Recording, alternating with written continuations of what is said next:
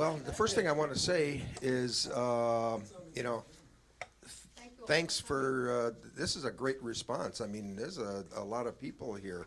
And I thank one in particular because I had to convince her. But, you know, I got the marks to show. we have, you know, we've implemented some different steps in this whole process. And this is one of them. I think, you know, and Helen is emphasizing the fact that, and Diane, that the relationship between the editor and the reporter is just so very important.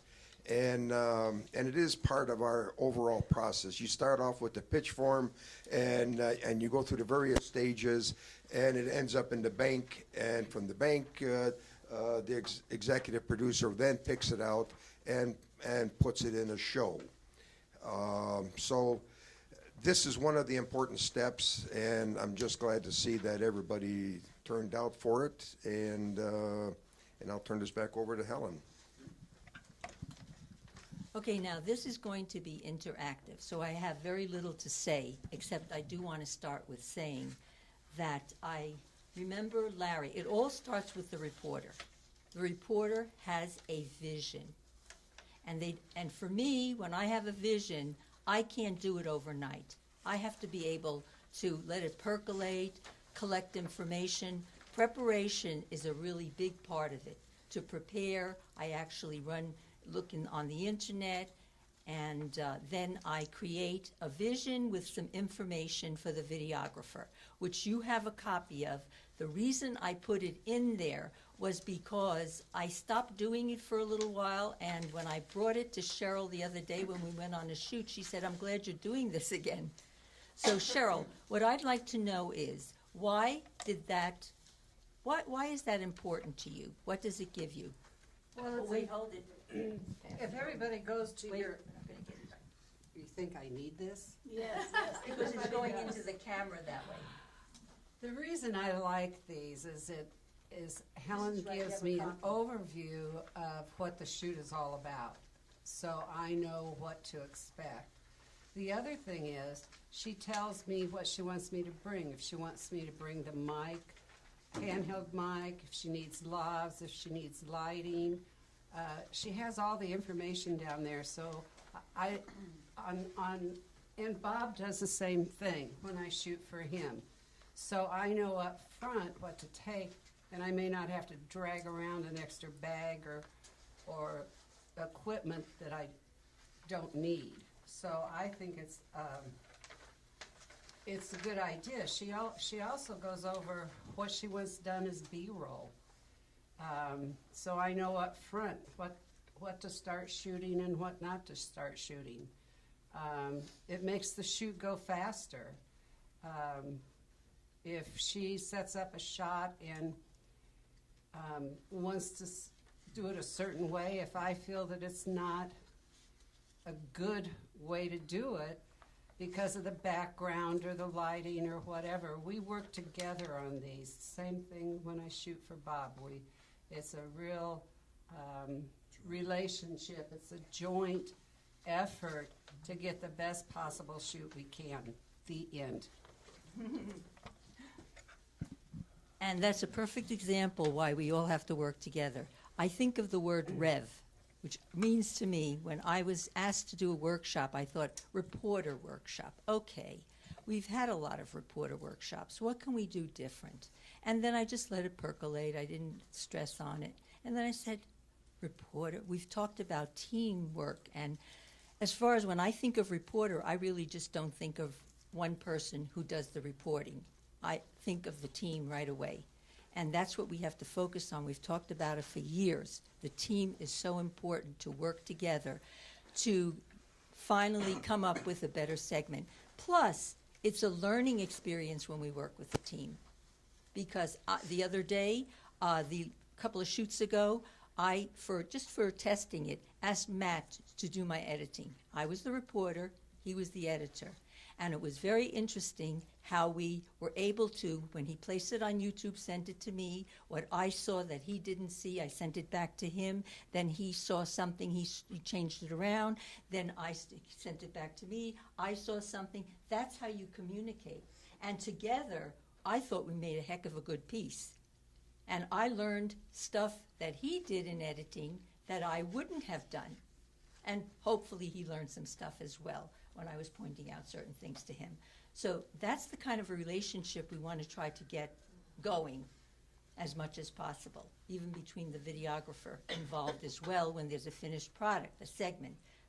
You know, the videographer should be involved as well, because there are things that happen in videography that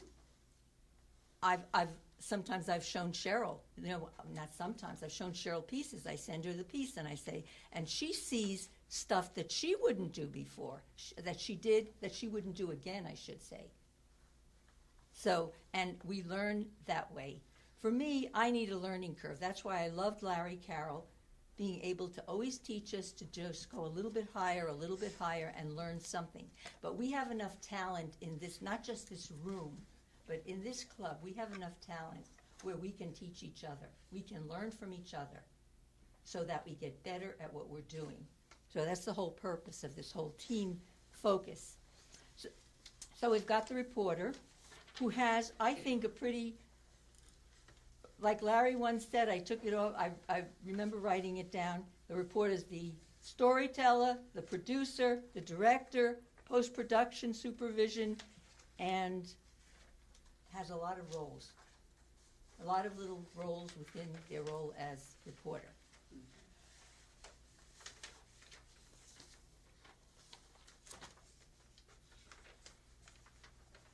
So the main thing, two things, and we're going to go around the room in a minute, and I'm going to give up the floor here, is that this is about preparation and creating a learning experience for each other by working as a team.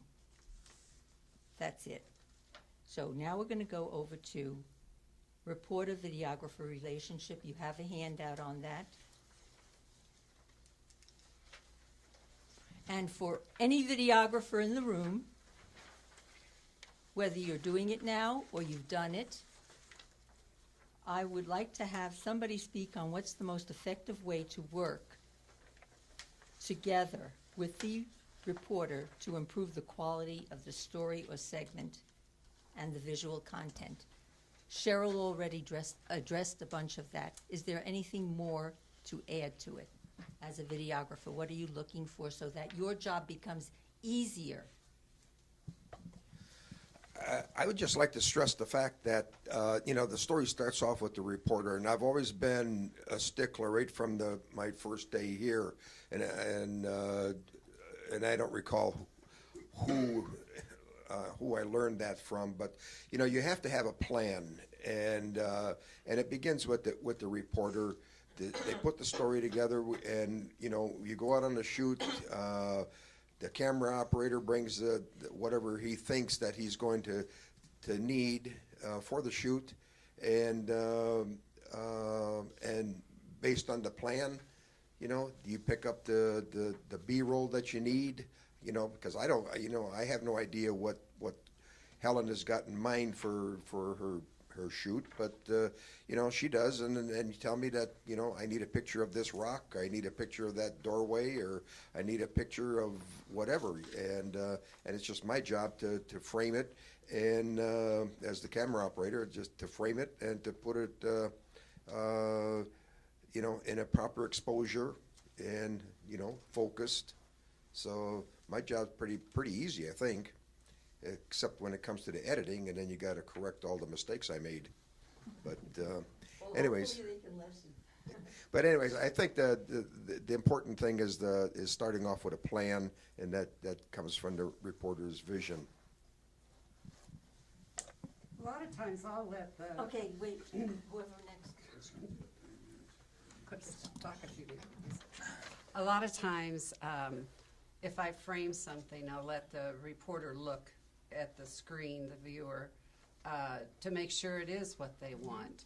or if they think if I see something that may not be right, like the light or up against a white wall or whatever, you need to talk about that, and you need to come up with the best solution for that. So working together, even when you're out on the shoot, is very important, to be able to open that communication and talk about it and get the best product possible. The end. Okay, anybody else? What Helen is saying is correct, and also Cheryl for sure. A big situation that I always seem to think sometimes the reporter and the videographer have to be together naturally, and the reporter, it's like me telling you a story. Oh, you know something? What happened to me the other day? And telling the videographer their vision and what they're seeing and how they're seeing it and what they're trying to convey to our audience. Because what you're putting on the video is going out to people, anthem-worthy, people interested in the subject matter. Sharing a vision with the videographer is A1 important. So that person that's doing the videography understands, hey, this is the goal. This is what we're shooting for. And here's the starting line, and there's the finish line. And we've got to get there. That is of urgent and utmost importance, I think, that kind of mentality. Anybody else want to comment on video? You have that. I You love know, I the just wanted to question, say one more Helen. thing.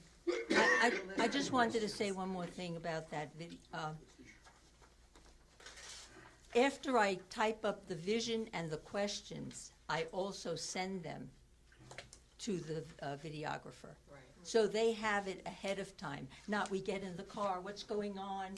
I don't know. You know, I'm very clear. When I go out on a shoot, yes, you don't see the parts where I get playful if I know the person and they have, you know, we have some fun together.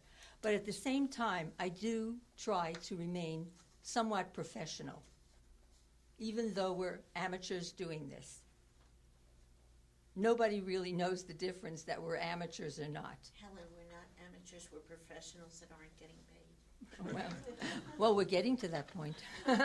Okay, Cheryl, you wanted to say something again. Well, you'll notice on the back of Helen's little scenario where she tells me everything that she's going to do, how she wants me to shoot, there's a list of questions. And I think those questions are also very good because you know the whole storyline she's going to be going through. And not only that, you may come up with a good question yourself that she may want to include. So I think that's important too.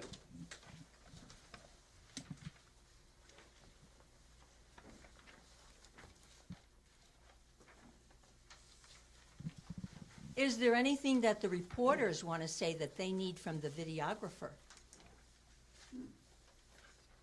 Because it works vice versa. Are we perfect? Ask him, can I speak out? Sharing, sharing your story with the videographer, maybe that videographer has a better idea of how to present, not to be excluded, but be included in that particular segment.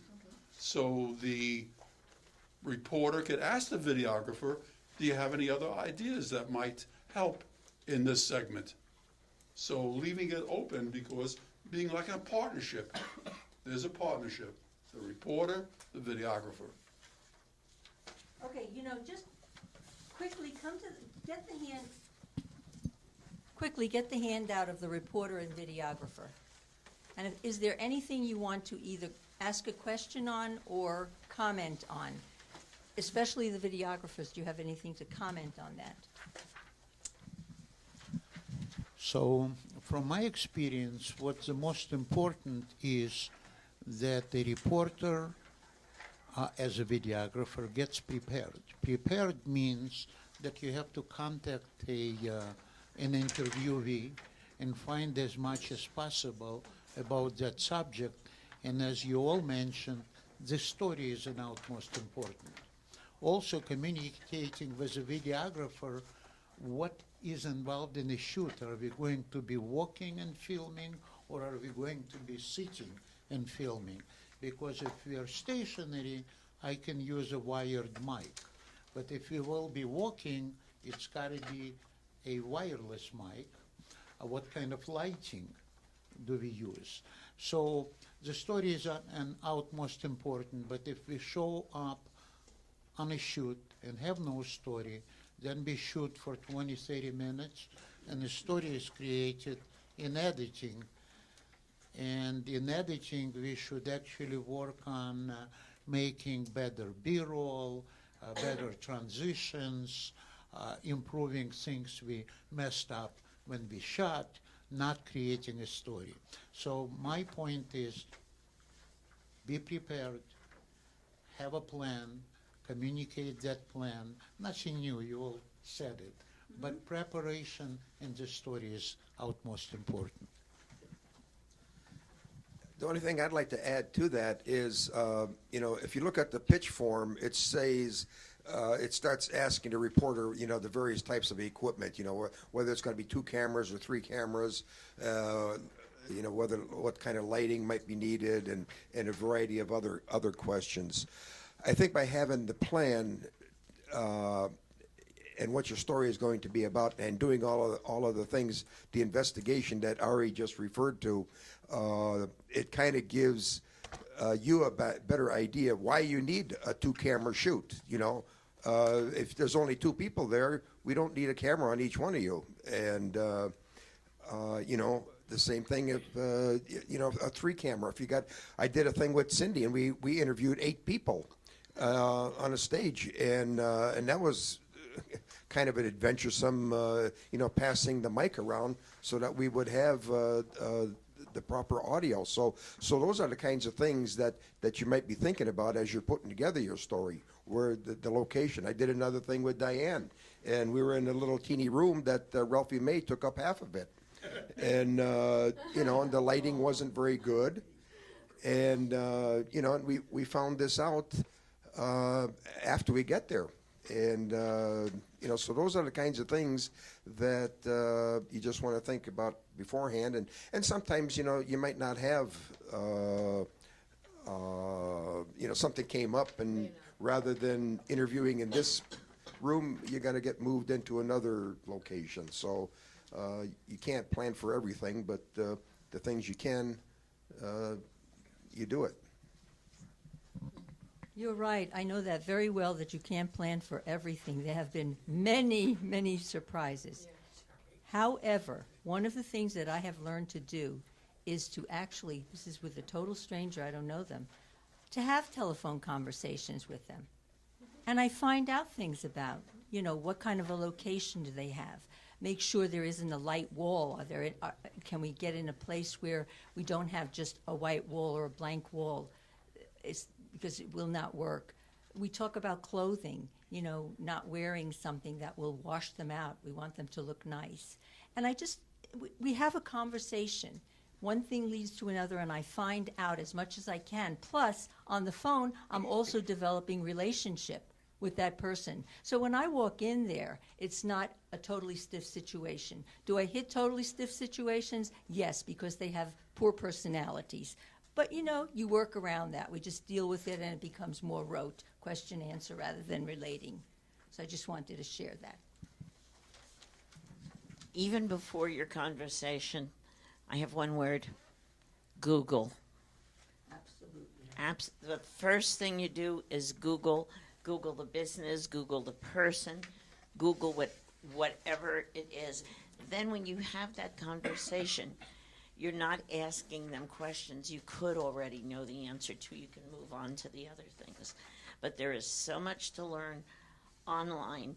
Even if you're going somewhere, you may find pictures of the place you're going online. So that is the starting point for me. absolutely agree with you on that one. I Google the heck out of the Google.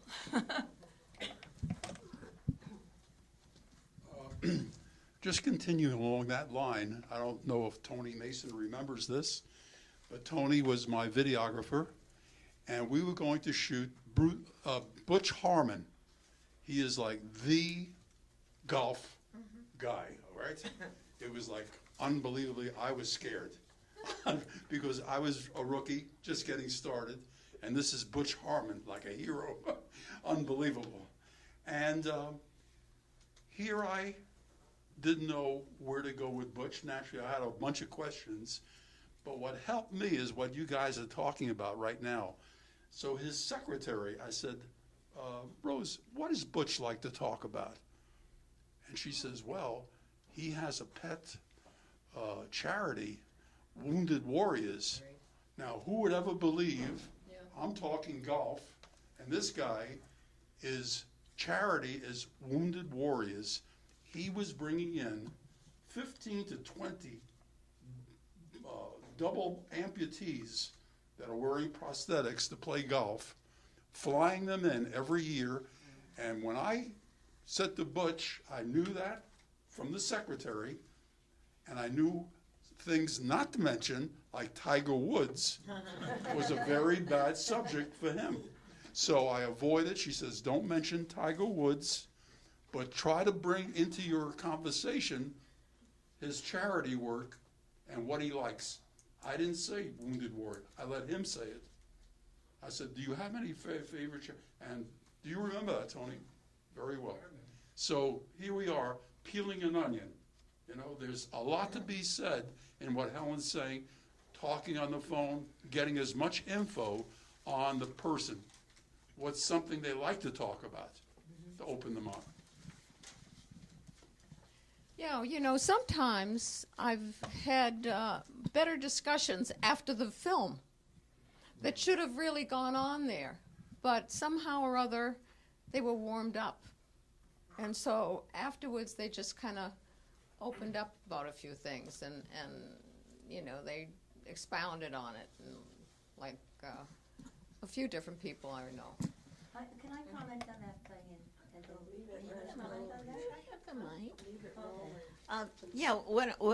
It's very important to establish that rapport before the camera is on, but carefully not asking the questions you're going to ask on camera.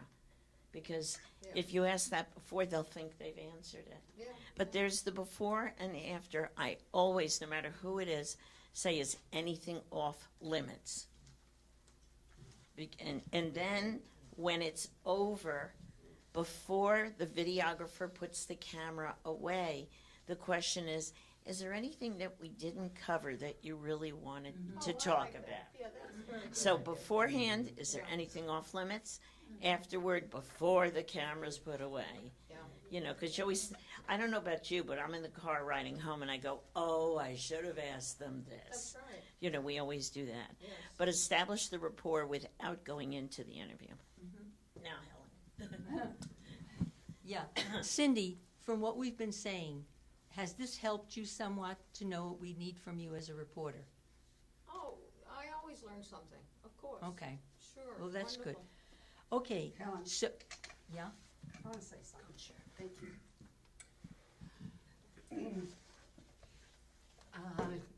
The other day, Bob and I were out on a shoot, and Which Bob? This Bob, Goldberg, and we were talking before the shoot actually took place, and this gentleman just had a mountain of information about this Boulder City.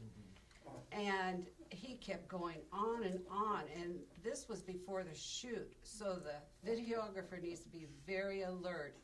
If I flipped that camera on when he first started going on and I knew he was going to go on, Bob would have had a lot of information about the city to overlay on B-roll and stuff. I just wasn't fast enough, so be aware of that. So if that takes place, you can flip that camera on. You don't need a picture of him, but you get him on their voice on tape is good.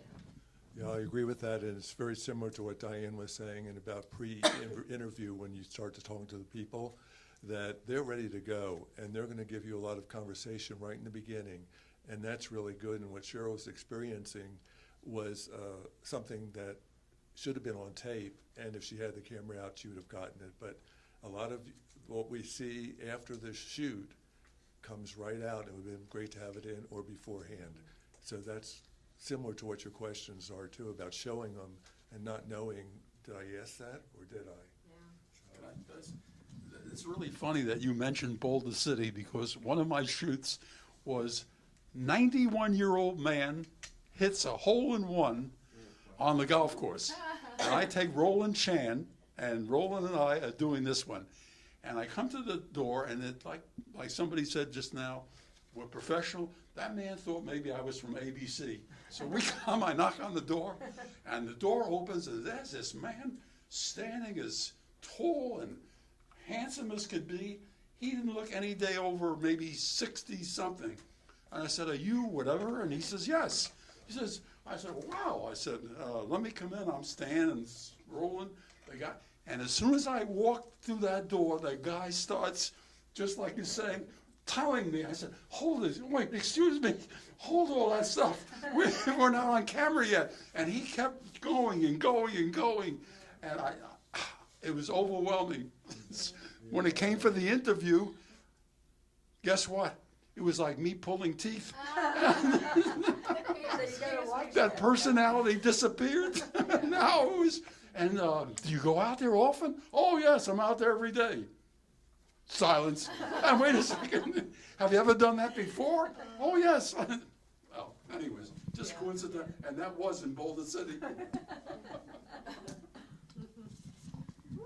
One very technical issue that we have is that when we arrive, we really need to spend some time with them, whoever we're going to interview, because the camera people need to set up. Right.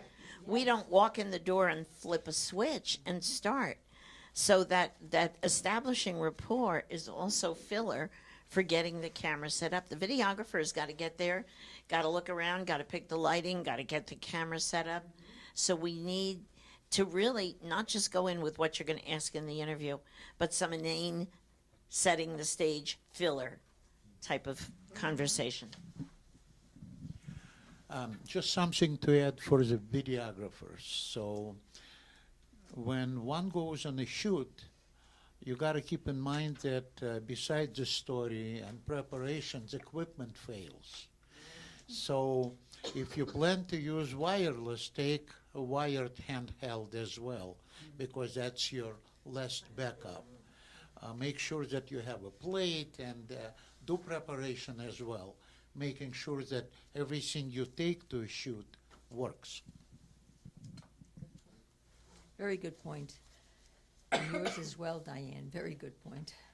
Just one last thing about videography, and then we're going to move on to the editor-reporter relationship, and actually the trio relationship, but focusing on the editor, is Zoom.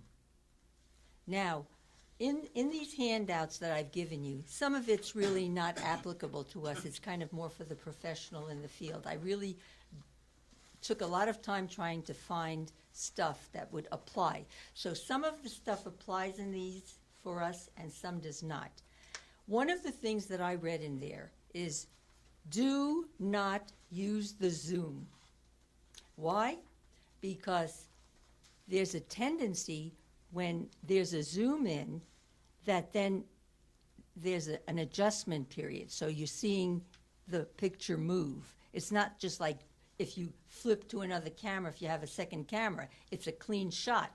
When the zoom goes in, it can go in very smoothly, but then the videographer, and I know that's happened with you a couple of times, Cheryl, and we've seen it, we've gone over it, is that then you're zoomed in and you start adjusting to make it better.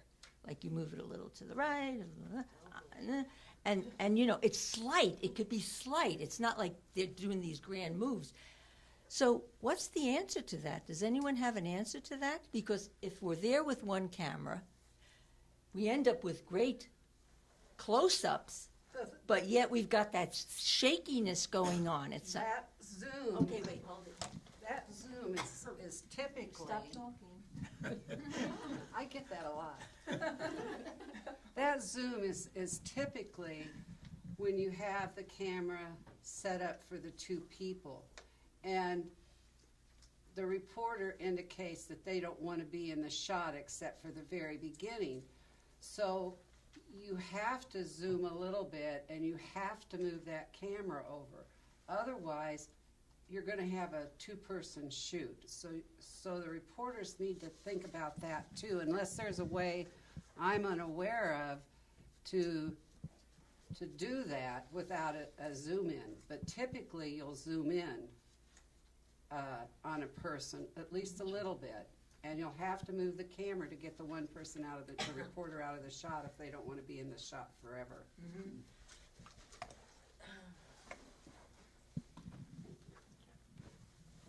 I don't know if this is right, but in my experience, I think two cameras are always better. Definitely. Yeah. Can't always get that. Yeah. Otherwise, you can ask the questions later, but it's really not the same. So if you have a friend, you could do it for them, and they could do it for you. It's good to have two cameras. Well, actually, there is another. Yeah, I was just going to comment on what Cheryl was saying. If you can, and it kind of piggybacks off of your comment. But if you have just one camera, the thing is you do the opening, and it's like Larry Carroll says, you've got how you position the interviewee and the interviewer, makes it a little bit easier as long as they're not side by side. So you start off with the reporter with the opening, and then the first question, and then you pan over to or not pan over, but you then pick up the subject that you're interviewing and continue with the video there. And then, like you said, at the end of the day, you do the series of questions, and and you get the typical head bobs, and so that you can put that in on the editing, and but you may not have the option of a two-camera shoot all the time, so. Really?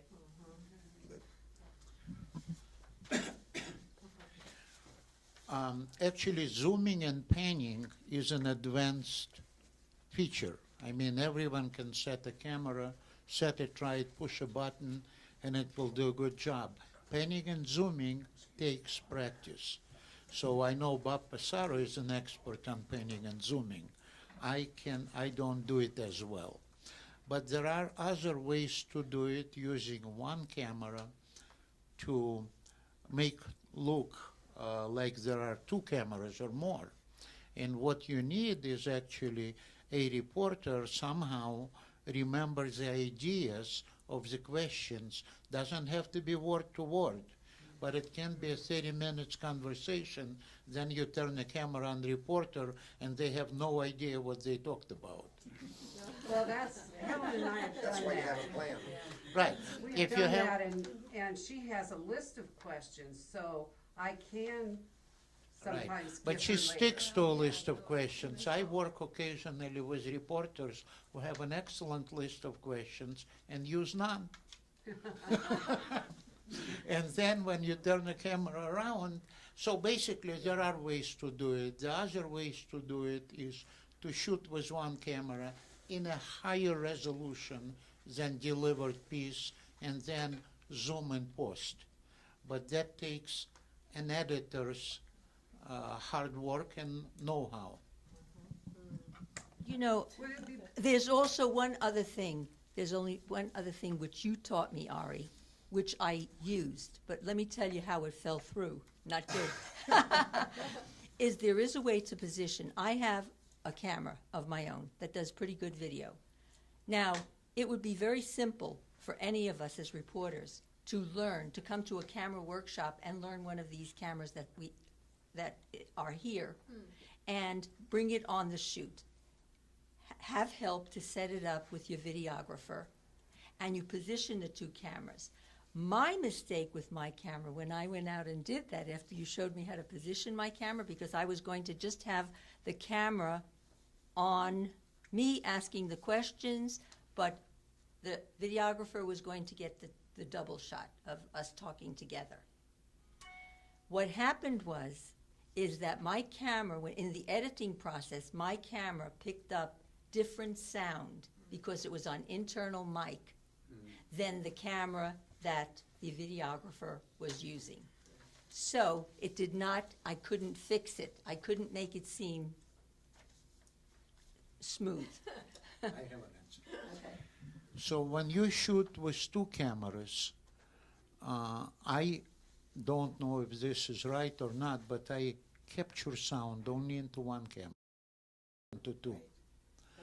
A second camera is only what's called the reference sound. You only use it for syncing.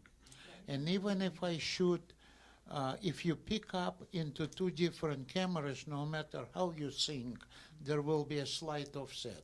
It's just almost impossible to do. Phil was trying to get it before. Have you got something to say about Okay, I'm interested, well, wait, finish this and then Okay. I'll ask my question. There's a trick that you can, when you're zooming, you don't want to zoom, be on a wide shot, and then zoom in on one person. If you keep the person's shoulder or something in your eye level on the one side, and then just bring the zoom in, then it's much steadier. But you do actually have to have, a monopod is very tough to use for zoom ins. But if you do have a tripod, of course, that's easier. But the ultimate is when you're trying to do it handheld. But that's how I do it. I just keep my eye on one of the people, and then I just zoom in to that one person. And that really helps. But we can have a workshop on that, I guess, right? Yeah, so, hey, Okay, on the subject of interviews with one person, Larry Carroll came on board and introduced us to the over-the-shoulder interview. I'm interested in the opinions of A, the videographers, and B, the reporters, on what you feel works for you. I will say for me, I am much more comfortable with the camera on the two of us sitting next to each other having a conversation. I feel like the over-the-shoulder is when you're interviewing the senator. No, you know, not when you're interviewing the resident. That is my opinion. What are other opinions from videographers and reporters? I have a definite opinion about that. The problem with that is that's the whole interview, if it's going to be 4 minutes, is over the shoulder. And then that's not a good idea. I've done that, and I was sorry I did that.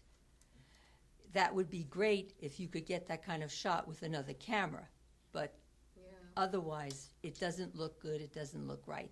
If it was just a brief thing you were going to ask somebody, say there were several people, and you sit down to just get that one comment from that person, I've done over the shoulder, and it looked fine because she spoke for whatever, 30 seconds, 40 seconds.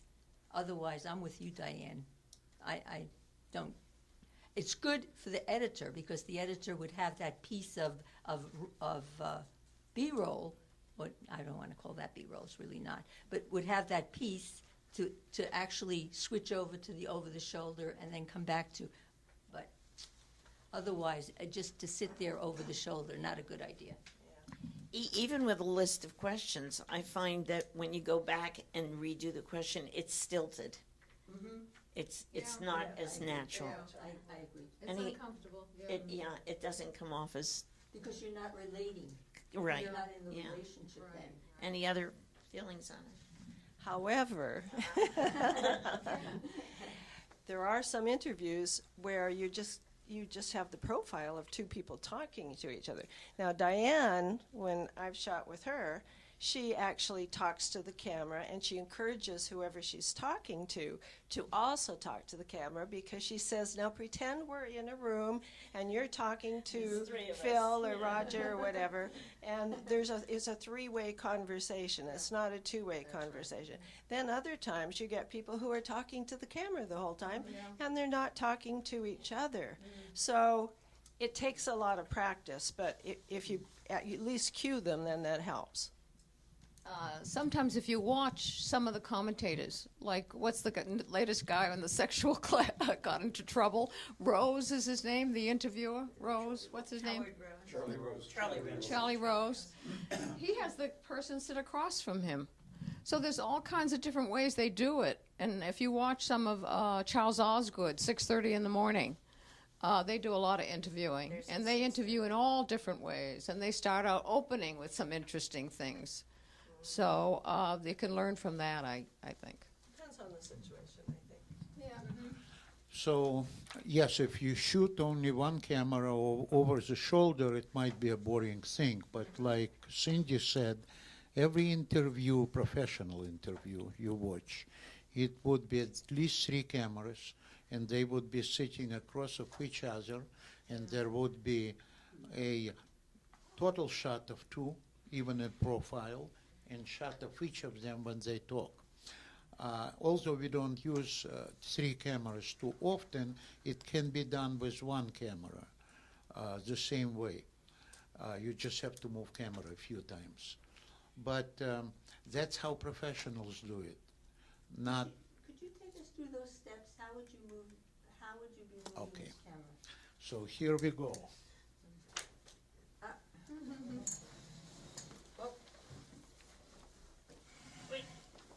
Okay, I'm not moving it anymore.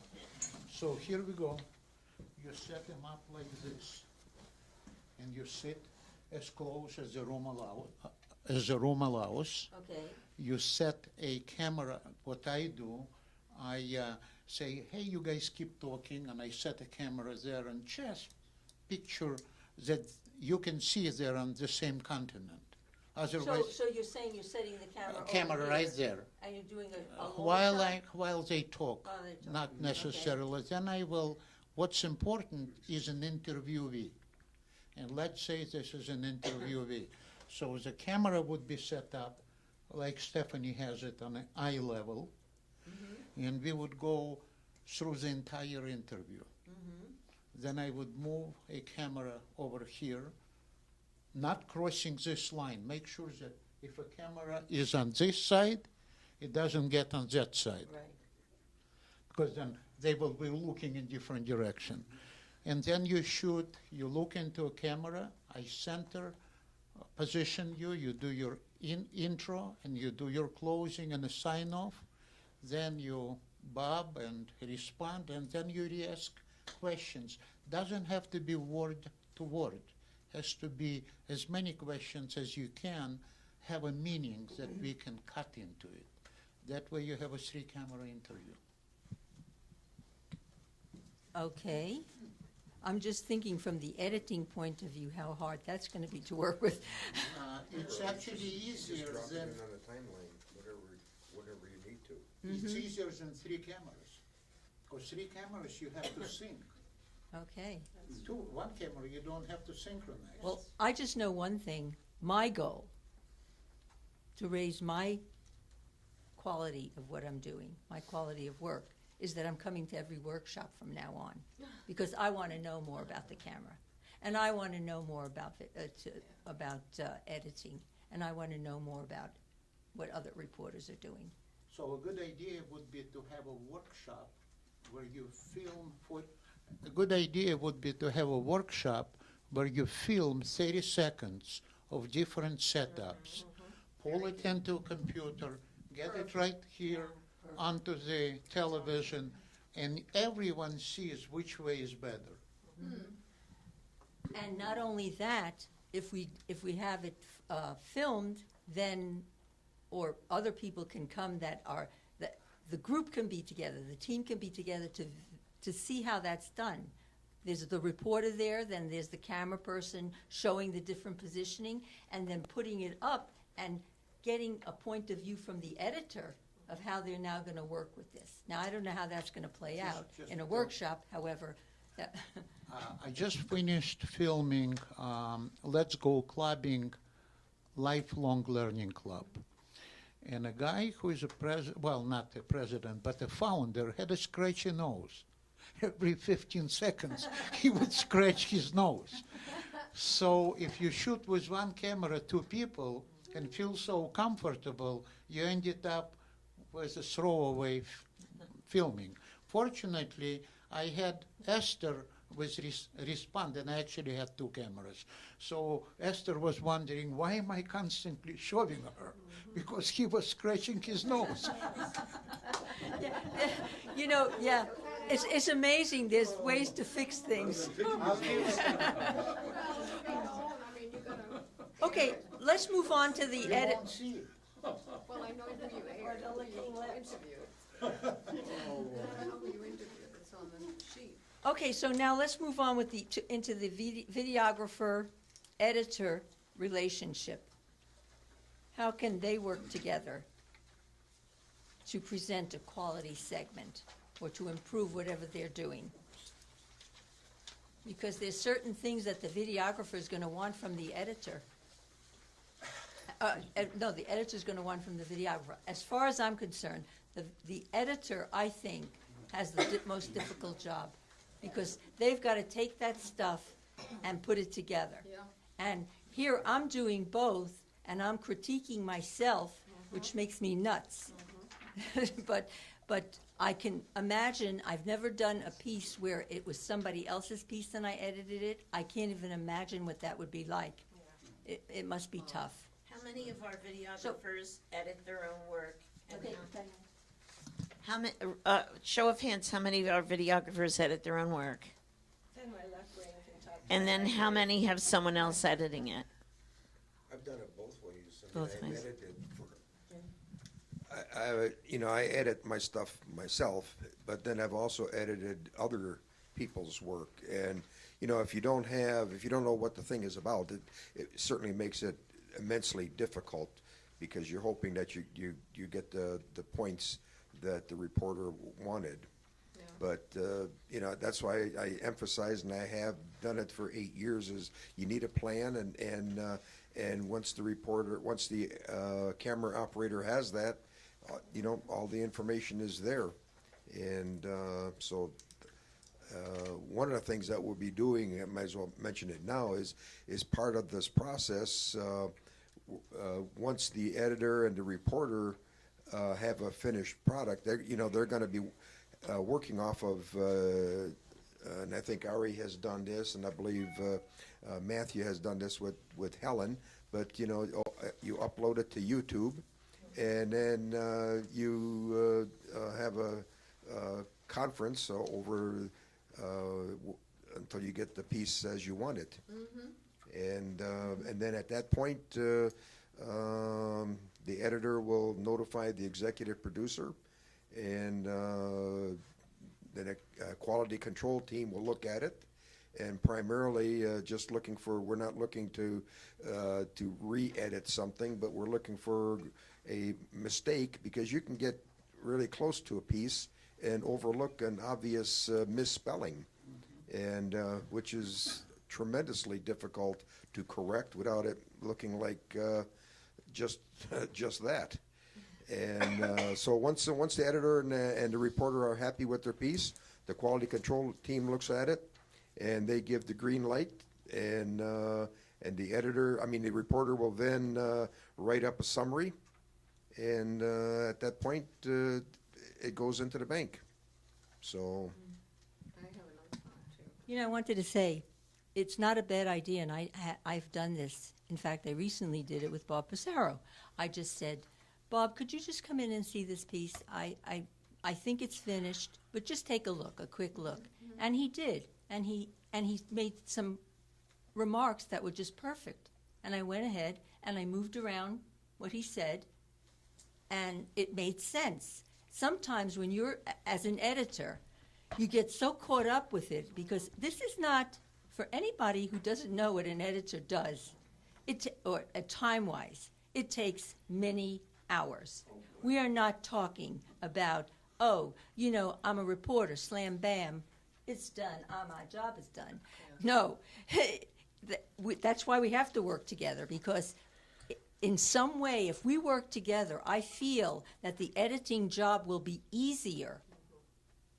And then to get that eye of someone, Bob said, sometimes I just say to Stan, I bring it home and I say, I have it on a flash drive. I say, Stan, look at this. And he'll go, great, except for. So then I go back and I edit that little piece. nice. It's just another eye. Yes. It's just another eye. And then, of course, it goes to now the team that's going to have a more critical eye about it. And to talk with one another. It's not insulting to say, you know, if the editor asks you a lot of questions, which is in those handouts, but it's for more professional business, TV studios.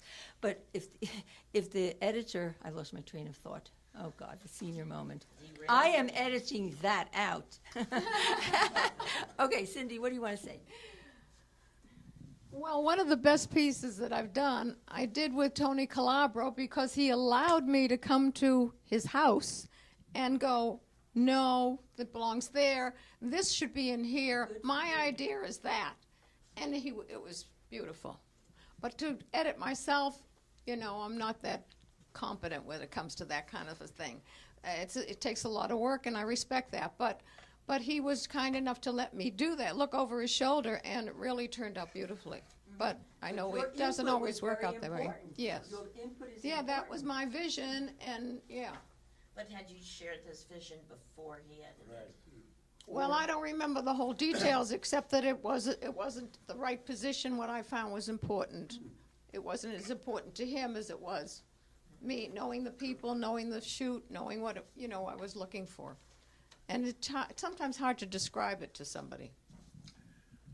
Well, and what Helen said and Jim said, that's why the piece gets uploaded to YouTube, and you have exactly the same opportunity without looking over the shoulder. Very good. This is kind of new, and that's very good. No, my point is because looking over the shoulder makes the process exceptionally long. But doing it over the internet makes it much easier. You can do it at your convenience, and editor does it at his convenience. Can I say something? Sure, in a minute.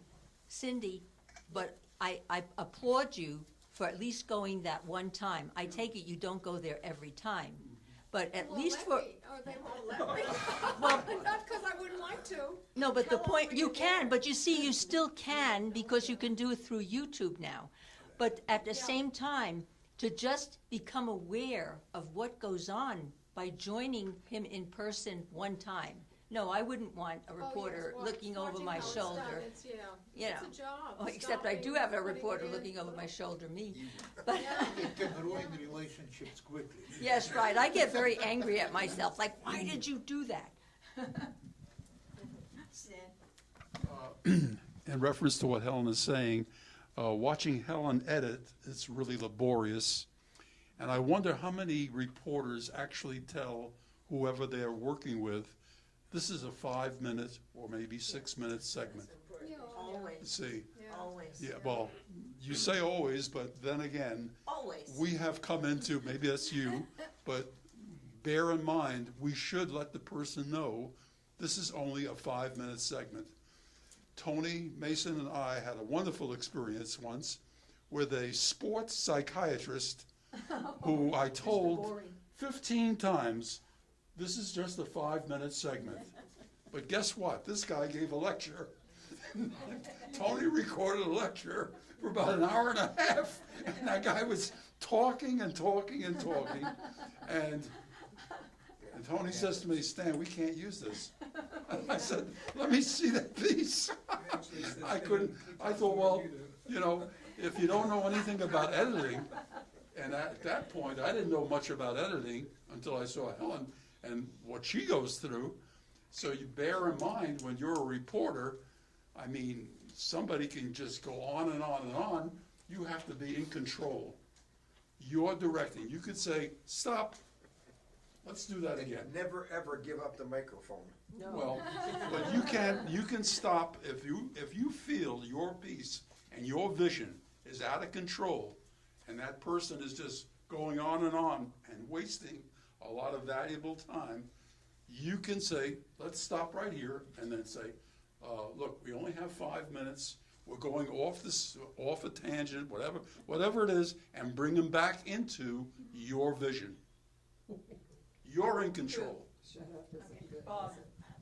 But that, it's closer, it's quick.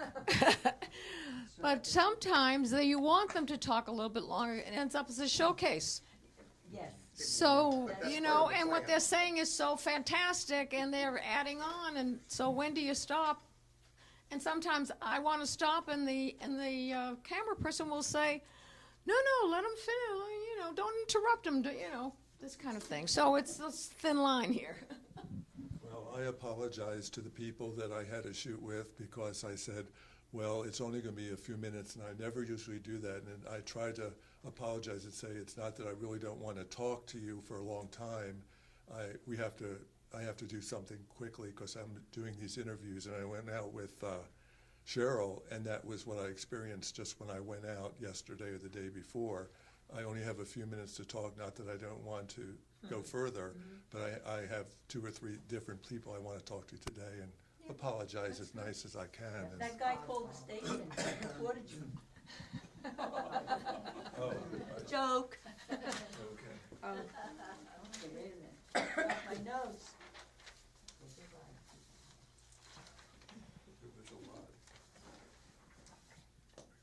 Okay, anything else that anybody wants to say about editing? I thought we covered a lot of good ground. I learned some things, to tell you the truth, very much so. Match cameras.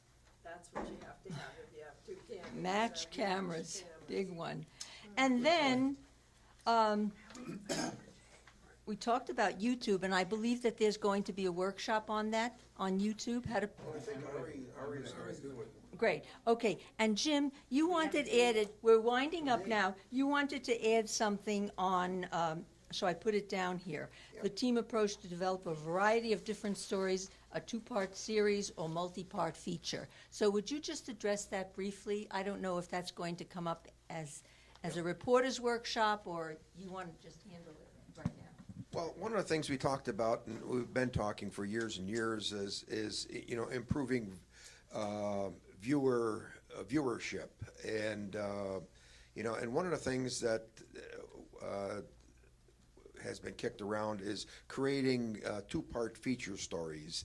You know, something we've done things in the past with the fire department, the rescue service, and we've got emergency preparedness, which is a new club, not a club, but a community service group. You know, and so we need, those are things that are right within the community and are really anthem worthy. And so what I'm hoping is that the reporters start thinking more of some of these 2-part or multi-part features. And so, Like, give an example. well, like emergency preparedness. I mean, there's probably a half a dozen things to talk about on that. So just And have you like can small segments of it? Yeah, that's all. I mean, there would be like a 5-minute piece, huh? Security, Meeting with them on Thursday. neighborhood security. There was- Community patrol. Right, 8 parts were done already by us, because you cannot put in 5 minutes every Exactly. second. But are these 8 5-minute pieces? Yes, yes. Yeah. Okay. Yeah. What about 2-minute pieces with tips? Any which way Yeah. you want to think Yeah. about. I'm not going to tell you how to do it, but I think the idea is to create a 2-part or multi-part feature, and it's up to you with your vision. If you're going to contact emergency preparedness or the community patrol, you know, you might go there and start thinking about how do you want to make this story, and then whether it turns into 2 parts or 10 parts, you know. The other one is. Or, I'm thinking if you're going to go and take the trip to, let's say, the police department for information, Henderson Police Department or Fire Department, have in mind and have a vision that it's going to be 2 minutes, 2 minutes, 2 minutes, that we can have it for 2 months. Tips from the fire department. And it just, you know, it rolls into the production schedule. Right. And it's something that, you know, hopefully there's somebody out in the community that has this interest and will follow the story right along with the rest of Anthem Alive. Well, a good one which is running on TV now on Showcase, which we wanted to update, is home maintenance. So basically it shows to people how do I change the battery in alarm system, and how do I get the house ready for vacation. We don't have script writers per se in the room today, but the segment that you're talking about that's running on Showcases, we're keeping it a secret. We should be cross-pollinating and putting it in our script for Anthem Alive and saying, we need to put it in. It's very old. Okay, but put it in the script that they should watch these other I things. think Phil wants to talk about, home maintenance. Oh, home maintenance, yeah, we have Bob Bouchard and Richie Gustikoff. They're the stars of it, and it's going to be kind of along the lines of This Old House. The first segment is being done the beginning of March, and it's going to be on light bulbs. Does anybody know how to take watts and convert to lumens? Yeah. Awesome. It's called Sweet 16. 100 watts is 1600 lumens. So the guys are going to go through all the different kinds of light bulbs, dimmers, and all that sort of thing, and make it kind of funny and cute with one of our homeowners and teach her what she has to go and buy so that the community service group, if they need them, will be able to come out and put them up for them. Now, the life of a light bulb is longer than us, so if we put in new light bulbs, we don't have to worry about it. That's the good news, the hi-hats. But they're really, really very good guys. Oops. I didn't drink You said your trip was next week. No, this week. Your trip, that was your trip.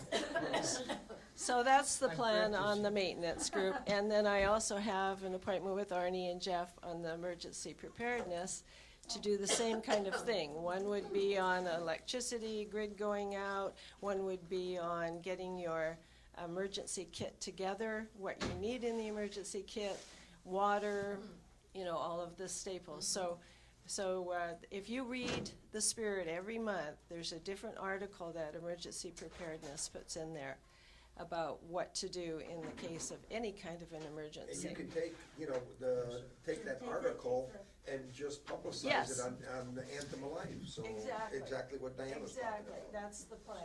Do the promo on Anthem Alive, and then you can also do a longer segment on Showcase. So that's what the plan is with emergency preparedness too. Absolutely. And I agree. Any questions or comments, or we'll call it a wrap? It's a wrap. It's a wrap? Very good. Okay, good.